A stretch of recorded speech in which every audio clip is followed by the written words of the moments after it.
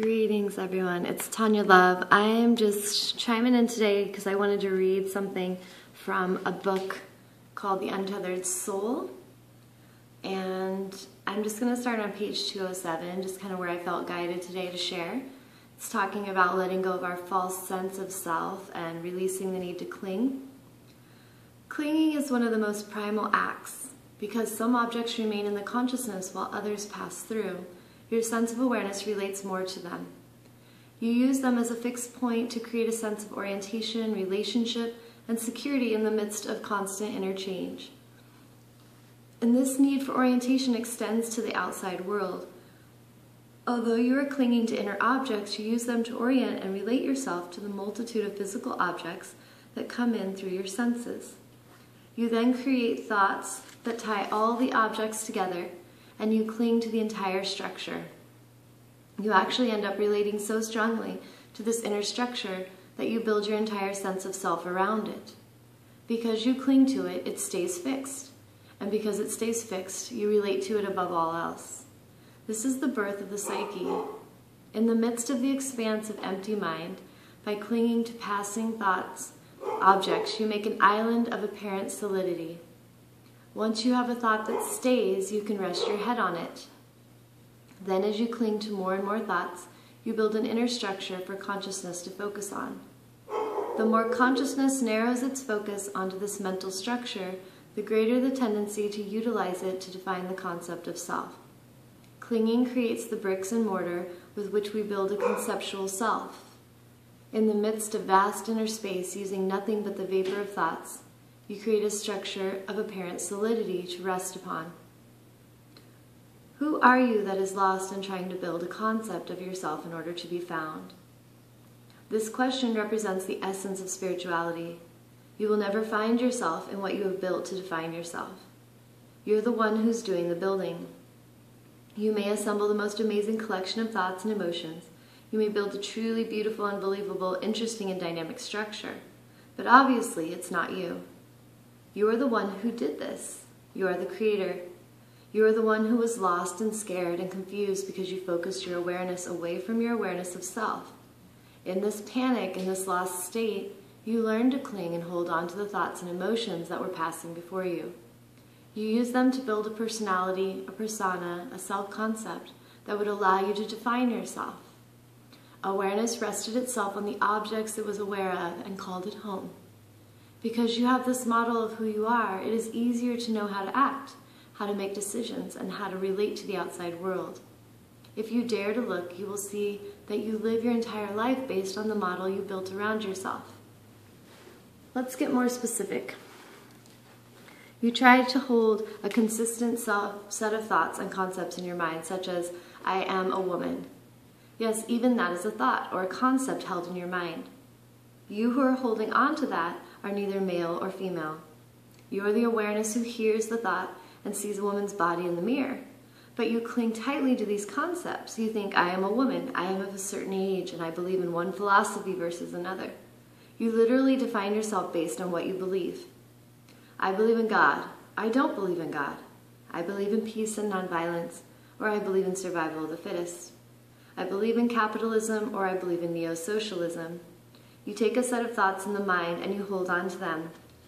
You make a highly complex relational structure out of them, and then you present the package of who you are. But it is not who you are. It is just the thoughts you have pulled around yourself in an attempt to define yourself. You did this because you are lost inside. Basically, you attempt to create a sense of stability and steadiness inside, and this generates a false but welcome sense of security. You also want the people around you to have done the same thing. You want people to be steady enough so that you can predict their behavior. If they aren't, it disturbs you. This is because you have made your predictions of their behavior part of your inner model. This protective shield of beliefs and concepts regarding the outside world acts as insulation between you and the people you interact with. By having preconceived notions about other people's behavior, you feel safer and more in control. Imagine the fear you would feel if you let the entire wall down. Who have you ever allowed directly into your inner true self without the protection of your mental buffer? Nobody, not even yourself. People just put facades out there. They even admit that one facade is a little more real than the other. You go to work, get lost in your professional facade, but then you say, I'm going home to be with my family and friends where I can just be myself. So your work facade drops into the background and your relaxed social facade comes forward. But what about you, the one who is holding the facade together? Nobody gets near that one. That's just too scary. That one is too far back there to deal with. So we're all clinging and then building, some of us better at this than others. In most societies, you are well rewarded for how good you are at clinging and building. If you get the model down absolutely right and behave consistently every time, you have actually created someone. And if the someone you create is what others want and need, you can be very popular and successful. You are that person. It got ingrained in you at a very young age and you never deviated away from it. You can get really good at this game of creating someone. And if the person you created is not receiving the popularity and success you expected, you can adjust your thoughts accordingly. It's not that there is anything wrong with this. Obviously, everyone's doing it. But who you are that's doing this? Who are you that is doing this? Why are you doing it? This is important to realize that it's not just up to you what thoughts you cling to and what person you create. Your society has a lot to say about this.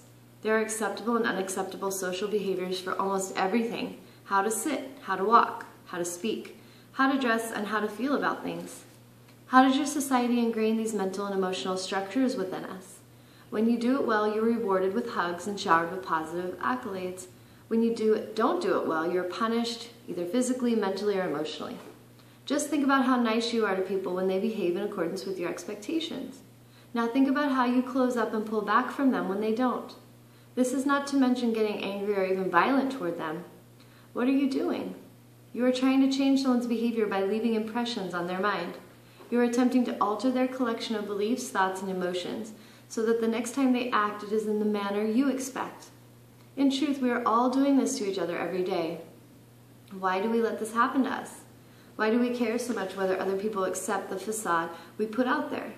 It all comes down to understanding why we are clinging to our self-concept. If you stop clinging, you will see the tendency to cling was there. If you let go of your facade and don't try to trade it in for a new one, your thoughts and emotions will become very unanchored and begin passing through you. It will be a very scary experience at first. You will feel panic inside and you will be unable to get your bearings. This is what people feel when something very important outside does not fit their inner model. The facade ceases to work and begins to crumble. When it can no longer protect you, you experience great fear and panic. However, you will feel and find that if you are willing to face that sense of panic, there is a way to go past it. You can go further back into the consciousness that is experiencing it, and the panic will stop.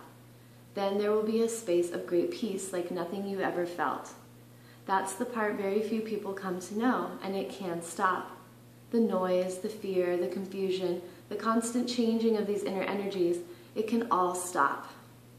You thought you had to protect yourself, so you grabbed onto the things that were coming at you and you used them to hide. You took what you could get your hands on and you started to cling in order to build solidity. But you can let go of what you're clinging to and not play this game. You can just have to take the risk of letting it all go and daring to face the fear that was driving you. Then you can pass through that part of you and it will be over. It will stop. No more struggling, just peace. The journey is one of passing through exactly where you have been struggling not to go. As you pass through that state of turmoil, the consciousness itself is your only repose. You will just be aware that tremendous changes are taking place. You will be aware that there is no solidity, and you will become comfortable with that. You will be aware that each moment and each day is unfolding, and you neither have control nor crave it. You have no concepts, no hopes, no dreams, no beliefs, and no security. You are no longer building mental models of what's going on, but life is going on anyway. You are perfectly comfortable just being aware of it. Here comes this moment, then the next moment, then the next. But that's really what has always happened. Moment after moment has been passing before your consciousness. The difference is that now you see it happening. You see that your emotions and your mind are reacting to these moments that are coming through. and you're doing nothing to stop it. You're doing nothing to control it. You're just letting life unfold, both inside and outside of you. If you take this journey, you will get to the state in which you see exactly how the unfolding moments bring up a sense of fear. From this place of clarity, you'll be able to experience the powerful tendency to protect yourself. This tendency exists because you truly have no control, and that is not comfortable to you. But if you really want to break through, you have to be willing to just watch the fear without protecting yourself from it. You must be willing to see that this need to protect yourself is where the entire personality comes from. It was created by building a mental and emotional structure to get away from the sense of fear. You are now standing face to face with the root of the psyche. Thank you so much for listening. This is just taken from the book The Untethered Soul by Michael A. Singer. I hope that was helpful for all of you. Have a blessed and beautiful day. Namaste.